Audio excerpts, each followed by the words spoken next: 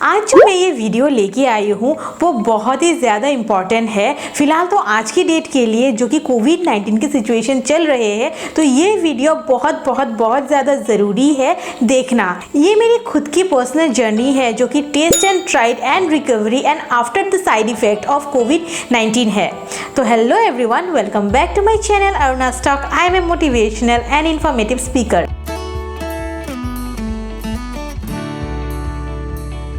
सबसे पहले तो जान लीजिए कि कोविड के 3 टाइप्स होते हैं। सबसे पहला माइल्ड, उसके बाद मॉडरेट, उसके बाद सीवियर। मुझे जो हुआ था वो था माइल्ड सिम्टम्स वाला।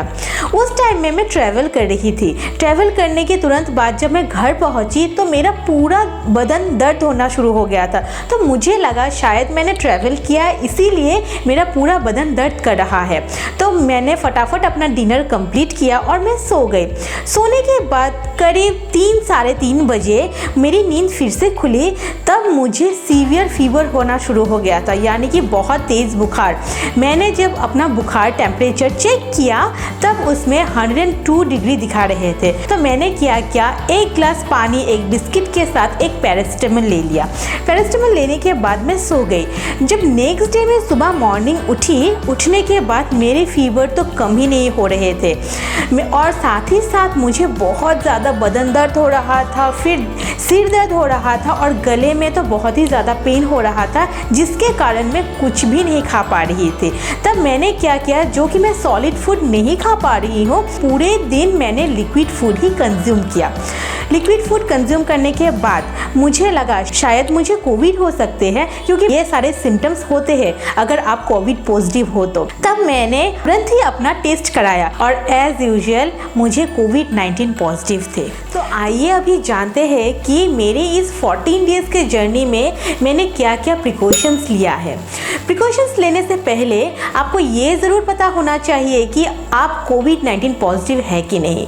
तो ये जानने के लिए सबसे पहले कुछ सिम्टम्स है जो कि कोविड-19 पॉजिटिव पीपल्स को होते हैं, जो कि है फीवर। आपको हाई फीवर रहेगा। अगर आप टेम्परेचर चेक करोगे तो 102 से 103 तक आपको फीवर रहेगा।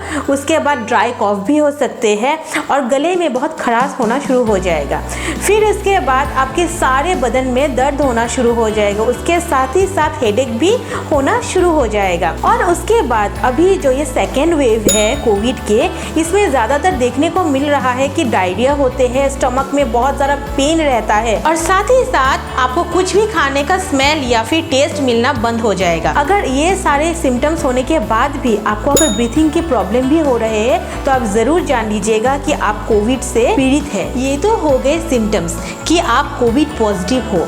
कोविड पॉजिटिव होने के साथ आप अभी क्या प्रिकॉशंस ले सकते हो अगर आप होम क्वारंटाइन में हो तो।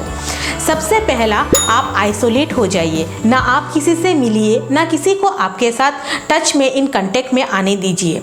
उसके बाद डोंट बी पैनिक। आप पैनिक मत होइएगा। सबसे मोस्ट इम्पॉर्टेंट पॉइंट यही है कि घबराइएगा मत। जैसे कि बुखार, सर्दी, खांसी सभी को होते हैं, तो वैसे ही दिमाग में रखिएगा कि कोविड भी वैसा ही है। उसके बाद ब्रीथिंग एक्सरसाइज हर दिन मॉर्निंग को और इवनिंग को दोनों टाइम ब्रीथिंग एक्सरसाइज ज़रूर कीजिएगा। और उसके बाद प्रोनिंग, जो कि पेट के बल लेटना होता है। इससे क्या होता है कि आपको इनहेल और एक्सेल करने में थोड़ा प्रॉब्लम हो रहा है, तो प्रोनिंग से ये दूर हो सकते हैं। उसके बाद सैचुरेशन। मुझे तो लगता है कोविड-19 होने के बाद से ही सभी के घर में एक सैचुरेशन किट आ ही गया होगा। तो अब अपना saturation every single day measure कीजिएगा। आपका सैचुरेशन रेट 94 से कम नहीं होना चाहिए। उसके बाद आप फीवर हमेशा मेजर कीजिएगा। अगर आपके फीवर कम नहीं हो रहे, यानी कि 102 या 103 से कम नहीं हो रहे हैं, यानी कि ये सीवियर पॉइंट में जा रहा है। उसके बाद क्लीनिनेस को भी बहुत ज़्यादा माइंड में रखिएगा। हमेशा एवरी सिंगल डे आप बाथ लीजिएगा, अपने बेडशीट को साफ रखिएगा, घर को पोछा लगाइएगा। Cleanliness is a must try कीजिएगा दिन में 5 to 6 टाइम्स स्टीम लेने के लिए। और अगर जब आप स्टीम लेते हैं तो उसमें 1 स्पून विक्स वेपोरैप या फिर मेंथोल डाल के ज़रूर लीजिएगा। उसके बाद हाइड्रेट रखिएगा अपने आप को। आप खूब सारा पानी पीजिएगा क्योंकि हाइड्रेशन इज़ अ मस्ट। आप खाना नहीं खा पा रहे हो क्योंकि सॉलिड फूड आप कुछ भी इंटेक नहीं कर पा रहे हो क्योंकि आपको तो कुछ टेस्ट मिल ही नहीं रहा है, इसीलिए आप हमेशा हाइड्रेट रहिएगा। जूस पीजिए, फ्रूट्स लीजिए, जो भी आपको खाने का मन करते हैं वही आप खाइए। और च्यवनप्राश, हर दिन 1 स्पून ऑफ च्यवनप्राश हमेशा लीजिएगा। उसके बाद आप कुछ मेडिसिन भी ले सकते हो। मैंने जो मेडिसिन लिया था वो पैरासीटामोल, उसके बाद जिंको विटामिन सी के टैबलेट्स, उसके बाद मल्टीविटामिन्स लिए थे और फिर कफ सिरप भी लिया था क्योंकि मुझे बहुत ड्राई कफ होना शुरू हो गया था। ये मेडिसिन मैं रेफ़र नहीं कर रही हूँ। अगर आपको कुछ मेडिसिन लेना है तो आप अपने डॉक्टर के साथ कंसल्ट कर सकते हैं, उसके बाद ही लीजिए। ये तो सारे हो गए प्रिकॉशंस। अभी आपके माइंड में ये क्वेश्चन ज़रूर आ रहे होंगे कि कब जाके हमको डॉक्टर के साथ कंसल्ट करना चाहिए या फिर कब मुझे हॉस्पिटल में जाके एडमिट होना चाहिए।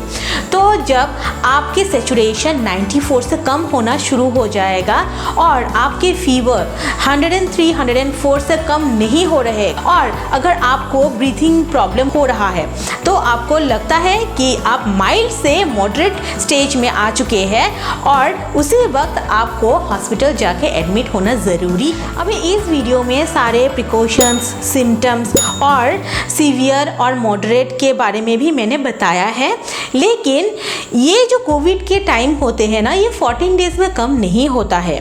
14 डेज़ के बाद भी बहुत सारा सिम्टम्स देखने को मिलता है, जैसे कि आप कुछ भी काम करने लगोगे तो आप बहुत वीक फील करोगे। उसके बाद आपको बदन में दर्द रहेगा ही रहेगा, सिर दर्द होगा। अगर आप मोबाइल यूज़ करते हो, लैपटॉप ज़्यादा यूज़ कर रहे हो या फिर टीवी ज़्यादा देख रहे हो तो आपके सिर में दर्द होना शुरू हो जाएगा। ये हो गए कुछ कॉमन साइड इफ़ेक्ट ऑफ कोविड-19। तो यही सारे प्रिकॉशंस लेने के बाद आफ्टर 14 डेज़ मैंने अपना टेस्ट कराया तो फाइनली मुझे कोविड नेगेटिव का रिपोर्ट मिला। तो मैंने भी यही सोचा कि अगर ये सारे प्रिकॉशंस लेने के बाद मुझे रिलीफ मिल रहा है तो क्यों ना मैं आपके साथ भी शेयर करूं। तो इतना ही था मेरा आज का ये वीडियो। आपको कैसा लगा कमेंट सेक्शन में ज़रूर बताइएगा। And till then stay strong and stay fit. मैं मिलूंगी आपके साथ मेरे नेक्स्ट वीडियो में। Bye bye.